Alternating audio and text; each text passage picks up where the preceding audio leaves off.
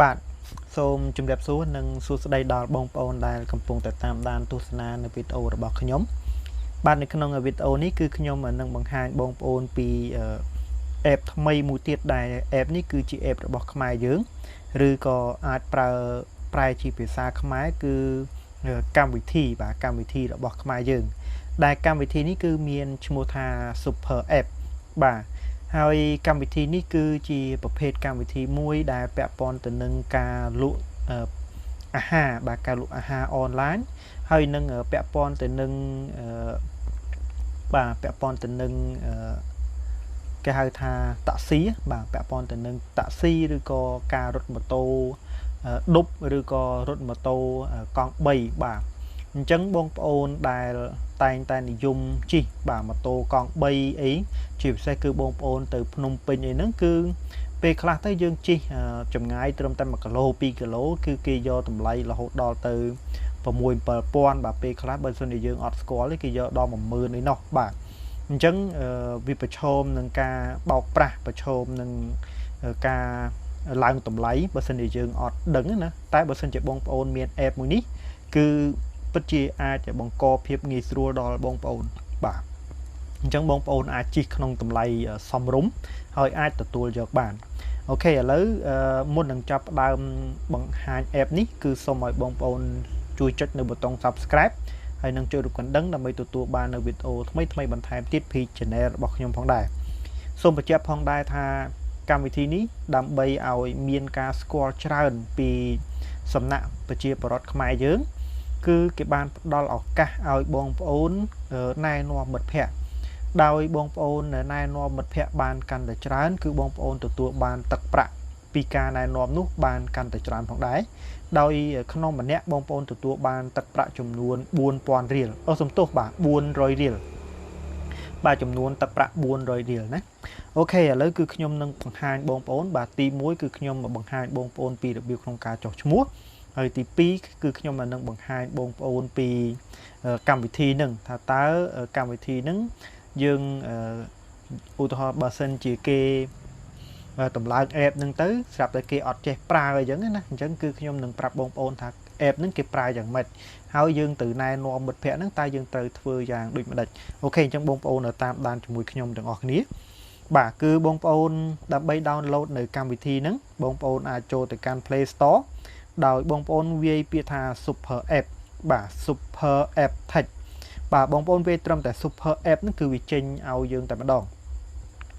បាទអញ្ចឹងបន្ទាប់មកគឺបងប្អូនគ្រាន់តែចុច install បាទបងប្អូនចុច install បាទយើងចុច install វាមកក្រោយពីវា install ចប់បាទវានឹងចេញជាទម្រង់បែបនេះដូច្នេះបងប្អូនគ្រាន់តែចុច open បាទចុច open ដើម្បីចូលទៅកាន់កម្មវិធី Super App បាទអញ្ចឹងគឺវានឹងចូលមកដល់ត្រង់បែបនេះបងប្អូនគ្រាន់តែចុចពាក្យថា allow បាទបងប្អូនចុចពាក្យថា allow បន្ទាប់មកបងប្អូនចុចពាក្យខាងលើទៀតមកបាទគឺយកពាក្យថា allow all the time បាទហើយបន្តមកទៀតបងប្អូនយកពាក្យ allow ខាងលើនឹងទៀតមកបាទយកពាក្យខាងលើគេបង្អស់ហ្នឹងបាទហើយបន្តមកទៀតគឺវានឹងចេញជាទម្រង់បែបនេះបាទអញ្ចឹងមកដល់ទម្រង់បែបនេះគឺបងប្អូនគ្រាន់តែវាបញ្ចូលលេខទូរស័ព្ទដៃរបស់បងប្អូនមកបាទបងប្អូនដាក់លេខទូរស័ព្ទដៃរបស់បងប្អូនមកបាទអញ្ចឹងលេខទូរស័ព្ទរបស់បងប្អូនប្រព័ន្ធអីដាក់ប្រព័ន្ធហ្នឹងមកបាទឥឡូវគឺខ្ញុំមានគំរូមួយបាទនេះគឺបងប្អូនដាក់លេខទូរស័ព្ទអញ្ចឹងមកបាទនេះគឺជាលេខទូរស័ព្ទរបស់ខ្ញុំឯណាបាទតមកបងប្អូនចុចពាក្យថាចូលប្រើសេវាក្រោយពីបងប្អូនវាបញ្ចូលលេខទូរស័ព្ទដៃរបស់បងប្អូនរួចបាទហើយត្រង់កន្លែងនេះគឺវាដាក់ទង់ជាតិប្រទេសកម្ពុជាស្រេចឲ្យយើងតែម្ដងបាទគឺអត់ពិបាកទេ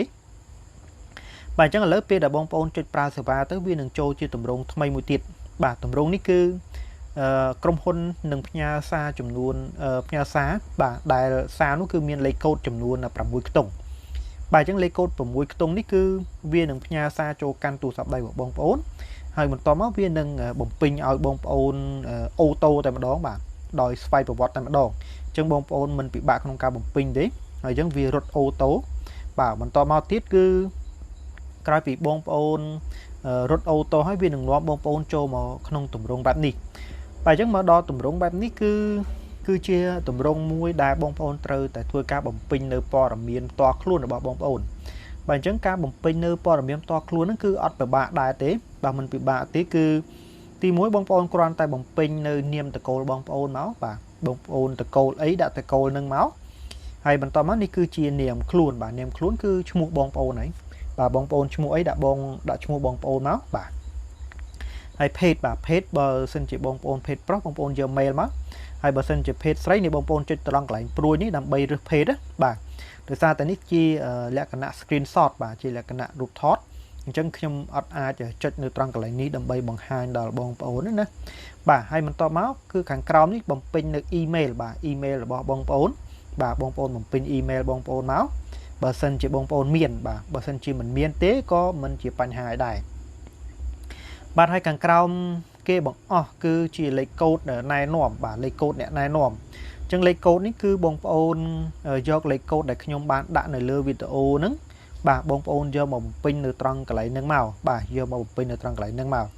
ប៉ុន្តែបើសិនជាបងប្អូនមានលេខកូដអ្នកផ្សេងក៏មិនជាបញ្ហាដែរបាទបងប្អូនអាចយកលេខកូដអ្នកផ្សេងមកបំពេញនៅត្រង់កន្លែងហ្នឹងមកណាបាទ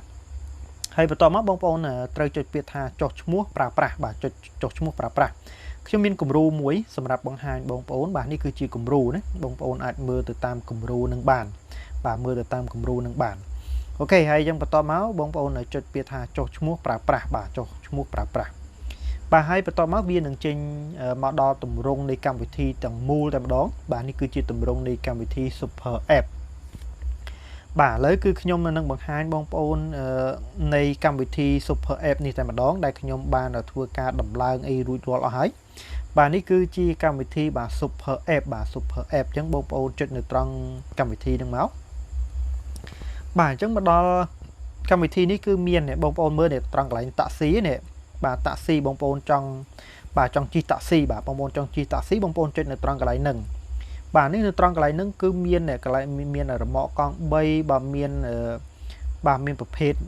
បែបនេះហើយមានប្រភេទម៉ូតូឌុបបាទមានឡានបាទមានប្រភេទឡានបាទអញ្ចឹងបងប្អូនអាចមើលទៅតាមហ្នឹងបងប្អូនចង់ជិះមួយណាបងប្អូនចុចត្រង់កន្លែងហ្នឹងមក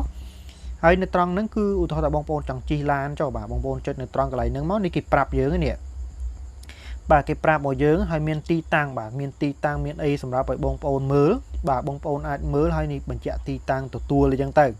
បាទបងប្អូនអាចចុចនៅត្រង់កន្លែងហ្នឹងទៅហើយគេនឹងមកទទួលបងប្អូនអញ្ចឹងមកបាទអញ្ចឹងវាមានភាពងាយស្រួលអញ្ចឹងបាទវាមានភាពងាយស្រួលអញ្ចឹងបាទអញ្ចឹងបងប្អូនមាន app មួយហ្នឹងគឺពិតជាបង្កភាពងាយស្រួលដល់បងប្អូនជាពិសេសគឺបងប្អូនដែលទៅភ្នំពេញអីហ្នឹងបាទបើសិនជាចង់ជិះរថយន្តឬក៏ចង់ជិះតាក់ស៊ីហ្នឹងបងប្អូនអាច download Super App មួយហ្នឹងទៅបាទហើយបន្តមកទៀតនេះត្រង់កន្លែងដឹកជញ្ជូនបាទដឹកជញ្ជូននេះក៏បងប្អូនអាចធ្វើការដឹកជញ្ជូនហ្នឹងគឺពាក់ព័ន្ធទៅនឹងការមានន័យថាបើសិនជាបងប្អូនចង់ផ្ញើអីវ៉ាន់អីចឹងណាបាទចង់ផ្ញើអីវ៉ាន់ចង់អីចឹងទៅក៏បងប្អូនអាចប្រើប្រាស់ app មួយហ្នឹងដែរបាទពួក app ហ្នឹងក៏ពាក់ព័ន្ធទៅនឹងការផ្ញើអីវ៉ាន់ផងដែរ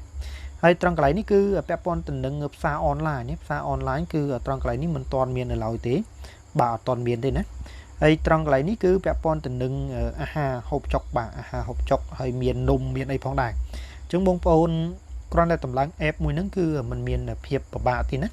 អូខេឥឡូវយើងបងប្អូនមើលនៅត្រង់ខាងក្រោមនេះសិនបាទទំព័រដើមនេះបងប្អូនដូចបានឃើញហើយអាហ្នឹងគឺទំព័រដើមហើយបន្តមកត្រង់កន្លែងកាបូបលុយនេះគឺពាក់ព័ន្ធទៅនឹងលុយរបស់យើងណាបាទបើសិនជាបងប្អូនណែនាំមិត្តភ័ក្តិបានកាន់តែច្រើនគឺលុយវានឹងធ្លាក់មកត្រង់កន្លែងនេះតែម្ដងបាទវានៅត្រង់ឃើញនៅត្រង់កន្លែងហ្នឹងណាបាទហើយបន្តមកទៀតបាទបងប្អូនមើលត្រង់កន្លែង scan ត្រង់កន្លែង scan នេះគឺជាកន្លែងដែលបងប្អូនត្រូវមើលលេខកូដផ្ទាល់ខ្លួនបាទលេខកូដណែនាំបើសិនជាបងប្អូនចង់ណែនាំអ្នកដទៃផ្សេងទៀតណាបាទបងប្អូនយកលេខកូដរបស់បងប្អូនទៅណែនាំគេទៅបាទលេខកូដរបស់បងប្អូននេះគឺជាលេខកូដណែនាំរបស់បងប្អូនណាហើយនេះគឺជាលេខកូដរបស់ខ្ញុំទេបាទលេខកូដរបស់ខ្ញុំទេដែលលេខកូដនេះគឺខ្ញុំនឹងដាក់នៅលើវីដេអូណាបាទអញ្ចឹងលេខកូដនេះបងប្អូនយកទៅណែនាំមិត្តភ័ក្តិទៅអូខេបាទត្រង់កន្លែងហ្នឹងហើយដែលជាកន្លែងដែលរកលុយណាបងប្អូនគ្រាន់តែយកលេខកូដហ្នឹងទៅណែនាំមិត្តភ័ក្តិដទៃដើម្បីឲ្យគេប្រើប្រាស់នៅ app មួយហ្នឹងគឺបងប្អូននឹងទទួលបានលុយបាទក្នុងម្នាក់បងប្អូនទទួលបាន400រៀលផងដែរបាទអញ្ចឹងឥឡូវត្រង់កន្លែងទំព័រដើមនេះគឺខ្ញុំមកបង្ហាញបងប្អូនត្រង់កន្លែងរូបកណ្ដឹងនេះបាទត្រង់កន្លែងរូបកណ្ដឹងហ្នឹងព្រោះថា app មួយហ្នឹងគឺគេផ្ញើព័ត៌មានពាក់ព័ន្ធទៅនឹងការរកលុយឬក៏ពាក់ព័ន្ធទៅនឹងការជិះការអីជិះតាក់ស៊ីអីហ្នឹងគឺបង្ហាញនៅត្រង់កន្លែងហ្នឹង នេះបងប្អូនអាចមើលបាននេះត្រង់កន្លែងនេះណា download super app បានលុយនេះឃើញនេះបងប្អូនឃើញនៅត្រង់កន្លែងហ្នឹងឯងបាទអញ្ចឹងគឺនេះបងប្អូនអាចមើលអ្វីខ្លះដែល app មួយហ្នឹងគឺបានផ្ដល់មកឲ្យយើងបាទចំណុចទី1គឺបងប្អូនគ្រាន់តែឲ្យមិត្តភ័ក្តិបងប្អូនធ្វើការ download នៅ app super app ហ្នឹង